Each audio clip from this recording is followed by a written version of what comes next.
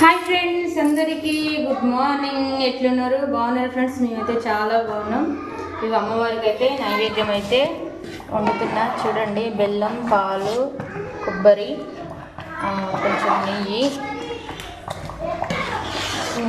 ఎందుకంటే గుడి దగ్గరనే అమ్మవారికి అయితే నైవేద్యం చేయమని పంతులు గారు అయితే బియ్యం అయితే ఇచ్చిండు. ఈరోజు చేయాలని. నిన్నైతే పండగ అయితే పూర్తి అయిపోయింది కదా. ఈరోజు అయితే అమ్మవారికి అయితే నేను నైవేద్యం అయితే చేసి పెడతాను ఫ్రెండ్స్. మా అమ్మవారు అంటే మాకైతే చాలా ఇష్టం. మేము ఏది అనుకున్నా కానీ అసలు ఆ ముక్క అయితే నెరవేరుతుంది. అందుకోసమని ఇగో మేమైతే పాయసం అయితే చేస్తున్నా. నైవేద్యం అయితే కొద్దిసేపట్లో అయితే రెడీ అవుతుంది.